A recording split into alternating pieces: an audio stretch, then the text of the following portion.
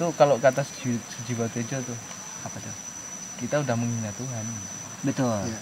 Musisi udah punya karya yang bagus, tapi dia tidak punya manajemen yang bagus, akhirnya hilang juga. Kayak kita lah ngerokok, mabok kadang mungkin ya. Iya nggak? Bahkan ada beberapa buku-buku pram pun mereka paham. Iya. Oh, keren. Berarti udah. Anjing sih. Udah. Ya nggak mungkin dia nyari pram, tahu-tahu pram dari sinetron apa, nggak mungkin kan? Patung Pertama Merpati.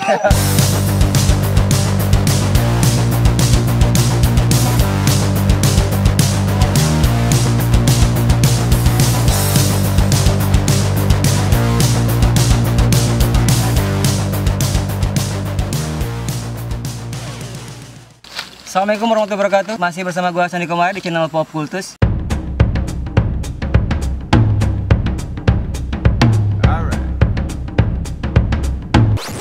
Oke, kali ini gua ada di sekitaran masih Sukadana, Kayong Utara. Kali ini gua kedatangan tamu dari Perpus Jalanan Sponti ya, Mas. Kenalin dulu Mas, siapa namanya Mas? Sini, Mas, santai aja Mas. Kenalin namanya siapa Mas? Namanya Bahtiar. Bahtiar. Dari Bahtiarto sih. Bahtiarto ya, Sponti ya. Sponti. Coba aslinya dari Aslinya Jogja. Yogyakarta. Oh, awal mula jadi mendirikan Perpus Jalanan itu gimana coba? Coba diceritain dulu. Sebenarnya bukan mendirikan sih, tapi gimana? ini proses kali ya, proses untuk menjadi itu sendiri. Jadi ya kita nggak bisa tergesa-gesa untuk kami mendirikan ini loh, tapi ya ini proses yang harus kita nikmati. Kalaupun ini mungkin orang menganggap ini sebuah tantangan, ya nikmatin aja lah. Oh iya lah, pasti itu kan.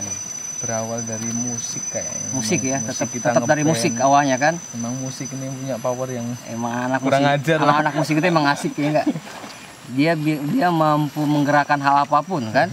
Iya enggak? Terus sumber bukunya dari mana tuh? Sumber buku apa kayak ya terus sejauh ini ada berapa banyak bukunya, terus bukunya dari mana, terus segmentasinya kemana, sumber buku dulu dari mana tuh dapatnya?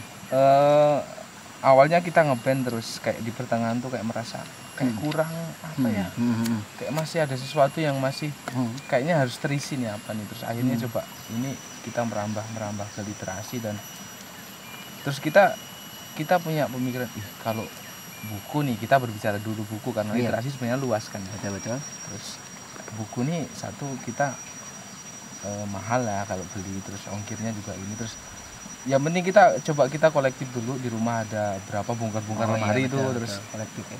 ada yang punya 3 buku, 2 buku, hingga terkumpul waktu itu sekitar 15-an buku.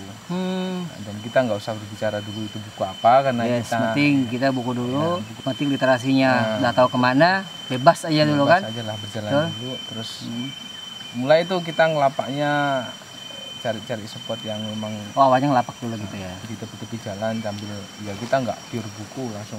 Iyalah, kita ke gitar dulu, kadang-kadang beli kayak akustik gitu ya, untuk memancing masa banyak dulu ya. Penting orang suka dulu ya, masalah nantinya bodo amat. Nah, baru kita dengan tujuan kita ya enggak. Terus musik kondisi sekarang gimana nih? Kayak musik sekarang malah beralih ke ini ya, kayak gimana? Wedding musik. Oh, wedding musik, top 40 kayak gitu kan. Iya, karena itu yang menjadi jantung dari Perpus, karena dapat job, uangnya kita putarkan. Jadi sumber dana juga ya. Sama tadi kayak apa bilang mancing ya?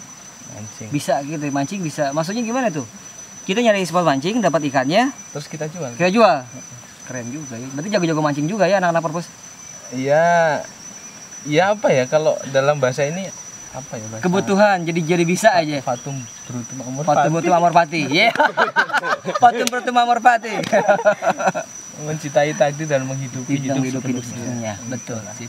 Jadi buat teman-teman ya, kalau kadang kan takutnya kayak gini nih, kita mau bikin sebuah komunitas, terus aduh dananya gimana nih Mas Bro, itu kalau kata Sujiwotejo tuh, apa tuh, kita udah menghina Tuhan. Betul.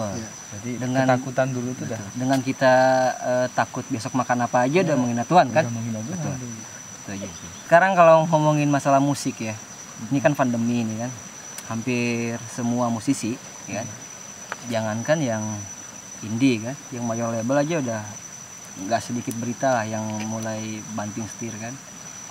Iya kalau mereka yang udah dibilang mapan ya, kayak yang nggak usah dibilang lah ya, yang manajemennya bagus. Tapi ini juga nggak semua jelek. Contoh kita sebut nama Bara Suara, si Putih Citara, tau nggak vokalisnya? Dia sekarang di manajemennya kan, dia bagus manajemennya juga. Terus dia di bandnya juga kan. Dia sampai sekarang sih Bara Suara termasuk band indie yang masih bertahan sampai sekarang, dan dia jalan di masa pandemi. Dia mulai dari jualan merchandise-nya. Boleh lihat Bara Suara Store kan, jalan dia sampai sekarang, merchandise-nya juga masih jalan, kayak kaos-kaos, bahkan dia masih bisa ngadain virtual, artinya dia bisa menggaji rodis-rodisnya dia, terutama dia. Nah sebenarnya kayak gitu, perlu nggak sebuah band itu perlu manajemen. Jadi intinya gini, kita berkarya tanpa manajemen, apakah kita bakal tetap jalan? Kita suka-suka aja gitu. Kan banyak juga nih, kayak musisi udah jalan nih, musisi udah punya karya yang bagus, tapi dia tidak punya manajemen yang bagus, akhirnya hilang juga, karyanya cuma sebentar didengar gitu. Makanya si Bim Bim pernah dengar di satu wawancaranya, saat Slank dibuat dia bukan nyari personil, dia nyari manajer. Bim Bim itu bikin kayak gitu, dia nyari manajer dulu, dan terbukti kan sampai sekarang Slank masih ada kan, karena dia manajemennya yang bagus, tambah lagi manajemen keluarganya. Jadi menurut gua sih fungsi manajemen di sebuah band itu penting. Kita balik lagi manajemen ya, kita balik lagi ke perpustakaan jalanan. Perpustakaan jalanan kayak tadi kan, kita bikin ya sumber-sumber source yang bisa menghidupi perpustakaan itu, dan akhirnya yang mudah-mudahan berjalan sampai terus kan ya, karena itu dengan manajemen yang bagus gitu. Dan manajemen mungkin nggak perlu harus ini ya, manajemen mungkin dimulai dari diri sendiri lah. Oke, iya betul, itu yang paling udah pasti pokok. manajemen diri sendiri karena kita kemauan punya umur yang panjang kan, kayak gitu kan, kayak kita lah ngerokok mabuk kadang mungkin ya. Iya gak? Makanya gue pernah yang apa ya, yang menarik juga, Jering itu hobinya dia fitness. Terus kenapa dia fitness? Biar gue bisa mabok yang panjang. Iya kan? Berimbang. Artinya dia punya manajemen diri, entah apapun tujuannya dia apa kan. Yang jelas dia pengen berumur panjang. Ya sama dalam sebuah band atau pergerakan kayak bikin perpustakaan jalanan, ya kita harus punya manajemen yang bagus. Berawal dari diri kita sendiri kan. Itu yang utama. Itu yang utama. Balik ke musik. Sekarang kaitannya antara perjalanan dengan pergerakan musik di Sponti itu, sekarang kalau dari kan kita punya target ya. Pasti kan kita menjalankan sesuatu itu pertama pasti punya target dulu. Target pertama pasti buat diri kita sendiri, lingkaran kita sendiri kan. Kayak gitu kan. Sekarang untuk lingkaran kita sendiri gimana di Sponti? Udah mulai, apakah orang udah mulai nanya gitu, perpustakaan minggu depan nongkrong di mana misalnya kayak gitu, atau cari-cari. Iya, atau perjalanan di bulan ini kita event di mana, apakah udah kayak gitu nggak? Misalnya interest masyarakatnya gitu. Untuk saat ini masyarakat sih ada beberapa, cuman mereka yang kami amati justru hanya sekedar melihat kerumunan masanya aja. Oh iya. Dan perlahan-lahan kami juga di satu sisi menemukan orang-orang yang memang membutuhkan buku. Dan itu kami temukan justru di jalanan sih. Nah, dibanding kita ngelapak skala ini ya, justru saya menemukan orang-orang yang pure, Mas, aku minta buku ini dong. Oh ada ya? Ada. Udah mulai kayak gitu? Udah, bahkan yang saya lebih suka lagi tuh kaum tua sih. Kaum tua ada ya? Bahkan ada beberapa buku-buku pram pun mereka paham. Iya. Berarti udah anjing sih. Udah. Ya artinya itu pure mereka yang mereka memang tahu gitu dibanding. Betul. Ya artinya gini, saat orang mencari buku itu kan dia punya latar belakang yang bagus kan. Sorry ya, bagus menurut kita lah ya. Ya nggak mungkin dia nyari pram, tahu-tahu pram dari sinetron apa, nggak mungkin kan? Iya nggak. Artinya dia punya latar belakang yang bagus. Kenapa dia tahu pram? Ya mungkin ada sedikit sih dari media, kayak kemarin film apa Bumi Manusia. Mungkin itu juga ngaruh juga sih. Itu udah mulai bagus. Apalagi orang tuanya. Ya sekarang kita tinggal anak mudanya aja. Biar kita estafet. Gak hanya kita nanti yang meneruskan kan. Itu mungkin tujuannya kan. Dengan keluhan orang tua yang agak sedikit lucu kalau kita cermati, artinya gini. Kadang kita datang nih seminggu ini terus si bapak itu minta, Mas aku minta buku ini nih. Nah, iya. Terus saya kasih ritme tuh seminggu atau 2 minggu berikutnya saya datangin. Terus dia akan mengeluh dulu nih, aduh Mas sebenarnya aku baca buku nih 15 menit aja udah ngantuk nih. Nah, berawal dari situ nanti kita akan bahas tuh yang udah berapa halaman dia baca tuh, nanti akan terlibat diskusi bahkan perdebatan, dan itu nikmatnya. Benar. Kurang ajar sih. Itu orang menemukan diskusi di buku itu dia pasti beda-beda. Iya, kan? pemahamannya ini. Makanya antara penikmat buku sama penikmat film itu beda. Dia dua latar belakang orang yang beda. Banyak orang kecewa saat baca buku ini dan dia difilmkan, itu banyak kecewa di filmnya. Iya. Dan gitu kan. itu pernah kami alami. Jadi Dia apa contohnya? Film. satu personil kita nih, satu personil band dan teman-teman di Purpose kan si Rudi. Ya. Si Rudi itu kan demen banget nonton film tuh. Nah, jadi ketika dia nonton film Bumi Manusia, Indonesia.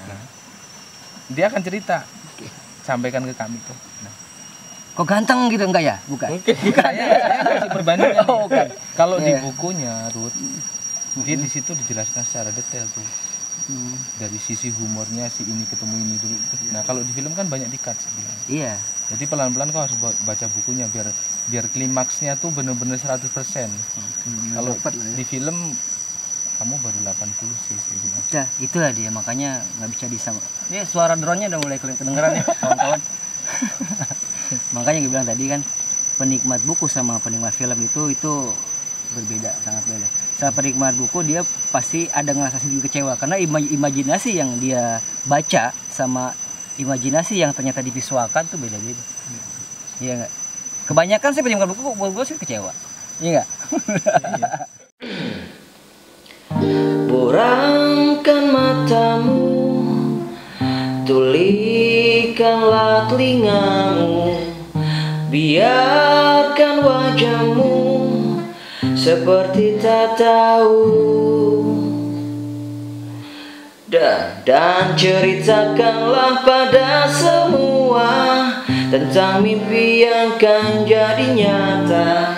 Biarkanlah saja semua buta tulis saja.